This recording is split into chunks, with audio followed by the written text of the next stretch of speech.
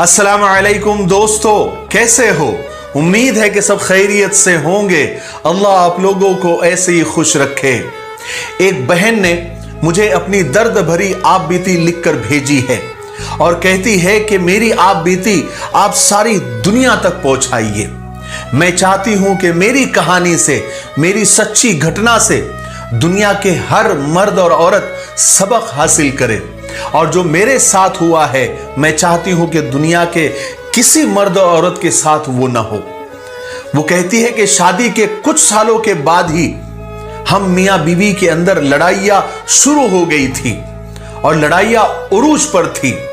मैं हर वक्त अपने शौहर से लड़ा करती थी। एक दिन मैंने उन्हें खूब कड़वी कसीली सुनाई कि मैं तुम्हारे साथ पागल हो जाऊंगी, मेरी शक्ल तो देखो, भिखारन बन गई हूं, थक गई हूं मैं बस अब। मेरे शौहर मेरे पास आकर बैठे और मुझसे कहने लगे कि तुम हर वक्त लड़ती झगड़ती क्यों रहती हो?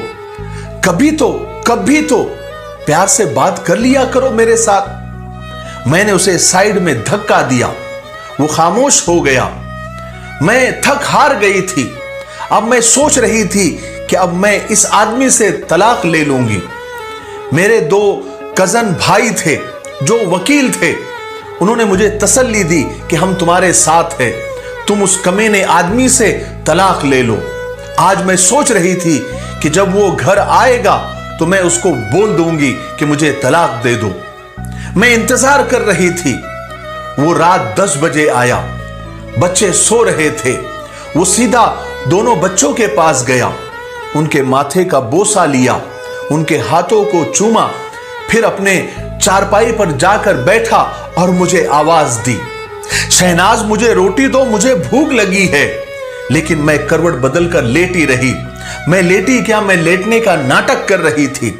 उसने मुझे फिर आवाज दी, 1 बार 2 बार 3 बार, लेकिन मैंने उसकी एक भी नहीं सुनी। मैं चुप रही। वो मेरे पास आया, मुझे देखा तो मैंने अपनी आंखें बंद कर ली। वो मुझ पर कंबल डालकर बोला कि शायद थक गई है, सारा दिन काम करती रहती है इसलिए सो गई होगी।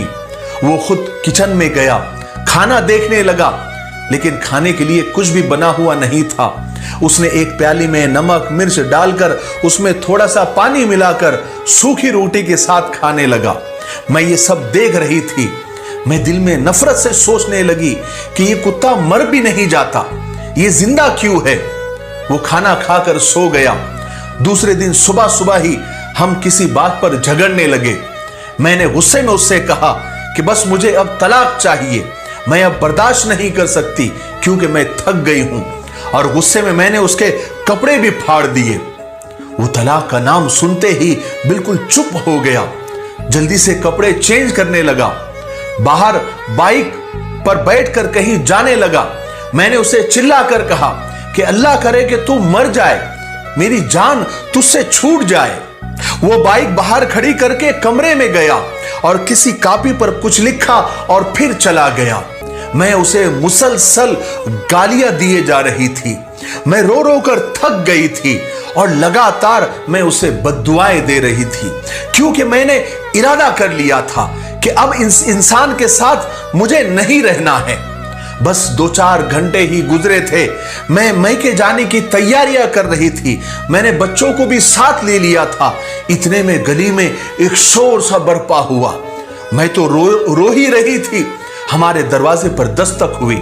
मैंने दरवाजा खोला तो पूरा गांव चारपाई उठाए हुए मेरे दरवाजे के सामने खड़ा था। मैं हैरान थी कि ये क्या हुआ। इतने में एक लड़का फोन पर बात कर रहा था और सामने वाले से कह रहा था, यार अकबर का एक्सीडेंट हो गया और वो मर गया है। ये सुनते ही जैसे मुझ पर कयामत आकर गिरी। मैं दम बखुद हो गई, साकित हो गई। चारपाई सहन में रखी गई। सब लोग कब्र खोदने की बात कर रहे थे। कुछ जनाजे का टाइम देखने लगे थे। मस्जिद में ऐलान होने लगा था और अकबर मेरे सामने चारपाई पर लेटा हुआ था। अरे कौन यकीन करे कि मेरा अकबर मर चुका है।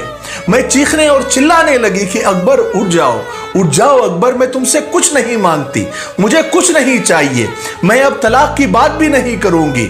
मैं उसके हाथ चूमने लगी, उसके पाँव चूमने लगी कि अकबर उठ जाओ मेरी जान, अकबर उठ जाओ, देखो देखो मैं अब कहीं नहीं जा रही हूं, मुझे अब तुम्हारे साथ ही रहना है, मैं भूखी प्यासी रह लूंगी, मुझे ये छोड़कर न जाओ, मैं तुम्हें खाना बनाकर लाकर देती हूं, तुम्हें भूख लगी है ना, तुम अभी कह रहे थे ना मुझे भूख लगी है, मैं अब भी खाना बनाकर लाती हूं। हाय हाय, लेकिन अब बहुत देर हो चुकी थी, अब अकबर मुझे छोड़कर जा चुका था। मैं चीखती रही, चिल्लाती रही, लेकिन अकबर मनो मिट्टी तले जाकर सो गया था। उसके जाने के बाद मुझे दुनिया के रंग नजर आने लगे, मुझे रिश्ते बदलते दिखाई देने लगे, फिर जो मेरे अपने थे वो सब मुंह मोड़ने लगे, मुझ पर दुनिया नजरें कसने लगी, बच्चे बाबा को ढूंढने लगे, अब उनको नींद में उनके माथे को कौन चूमेगा, कौन मुझे आवाज देगा, कौन मेरी कड़वी कसीले लहजे को और मेरी बातों को बर्दाश्त करेगा। फिर कुछ दिनों में मुझसे मेरा मकान छीन लिया गया, जो हिस्सा मेरा बनता था वो भी नहीं दिया गया। अकबर के मरने के बाद मैं दर बदर ठोकरें खाने लगी। अब बच्चे भी मुझसे कोई फरमाइश नहीं करते थे, क्योंकि वो जानते थे अब उनके बाबा इस दुनिया में नहीं रहे। मेरे सगे भाई भी मुझसे मुंह मोड़कर चले गए। मैं लोगों के घरों में नौकरानी बनकर काम करने लगी। एक दिन मुझे उसकी डायरी मिली, मैंने उसे खोला तो उसमें लिखा हुआ था कि शहनाज से शादी करके मैं बहुत खुश हूं और मैं उससे बहुत प्यार करता हूं, लेकिन वो पागल है, वो मुझे बिल्कुल भी समझती नहीं है, हमेशा मुझसे लड़ती रहती है, झगड़ती रहती है।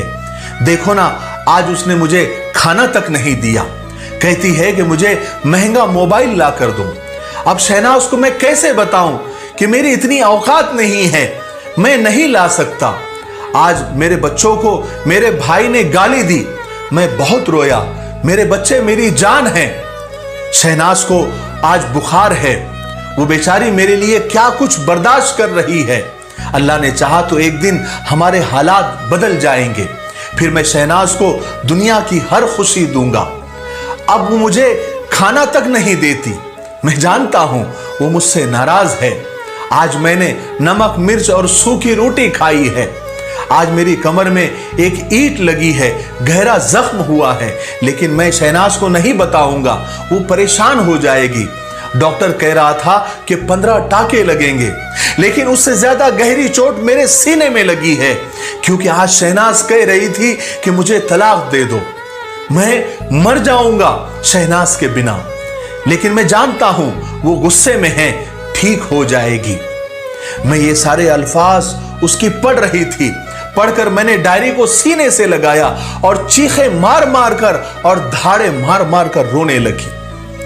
आज मेरे समझ में आया कि हम सफर तो हम सफर होता है, वो जैसा भी था मेरा साया था, मेरी ढाल था। उसके जाने के बाद जमाने की ठोकरें खाकर मैं समझी हूं कि अकबर ही मेरे लिए दोनों जहान था, मेरी दुनिया था। आज मैं थक हार कर घर आती हूं, अब मैं टूट चुकी हूं, बस बच्चों के खातिर जिंदा हूं, वरना मैं कब की खत्म हो गई होती। मैं खुद को कोसती हूं कि क्यों मैं अकबर के साथ लड़ती थी, झगड़ती थी, क्यों उसको सताती थी, क्यों मैं लोगों का देख देख कर मैं बड़े बड़े ख्वाब देखती थी, बड़े बड़े डिमांड करती थी। वो मेरे साथ था तो मैं आज महसूस करती हूं कि मैं शहजादी थी और शहजादी की तरह जिंदगी गुजार रही थी। क्या मैं बख्शी जाऊंगी? क्या मुझे अल्लाह ताला माफ करेगा? मुझे अफसोस है कि मैं मुश्किल वक्त में उसका सहारा, उसकी हिम्मत नहीं बन सकी। मैं लालची और मतलब परस्त हो गई थी। अब तो अक्सर लोग मेरी मदद करते हैं तो मेरे जिस्म की बात करते हैं, मदद भी करते हैं और मेरे जिस्म की तरफ गंदी निगाह भी डालते हैं। जब मेरा शौहर जिंदा था, जैसा भी था, क्या मजाल थी कि लोग मुझ पर गंदी नजर डालते। मैं सब औरतों से, सब बहनों से हाथ जोड़कर अपील करती हूं कि पैसा, गाड़ी, बंगला और ये दुनिया अपने हमसफर, अपने शौहर के सामने मिट्टी और खाक से ज्यादा कुछ भी नहीं। लालच और बड़े ख्वाब की तमन्ना में तुम लोगों की नौकरानी न बन जाना। शौहर अगर एक वक्त भी रोटी खिलाए तो मुस्कुराकर उसके सीने से लग जाना। खुदा की कसम, वो शौहर जमाने की लाख तलखियों और सख्तियों को तुम्हारे खातिर झेल कर अपने सीने में बर्दाश्त करता है। बराए मेहरबानी अगर कोई बहन मेरी तरह अपने शौहर से बेजार है तो वो समझ जाए मेरी कहानी सुनने के बाद, इससे पहले कि आंसू उसके मुकद्दर बन जाए। बस मुझे इतना ही कहना था। इस बहन ने अपनी दर्द भरी कहानी मुझे भेजकर मुझसे यह दरखास्त की थी कि आप इसे दुनिया तक पहुंचाए। शायद मेरी कहानी सुनने के बाद हो सकता है कि किसी का घर टूटते टूटते फिर बस जाए।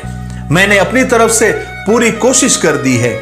अब आप लोगों का काम है कि इस कहानी को ज्यादा से ज्यादा लोगों तक पहुंचाएं।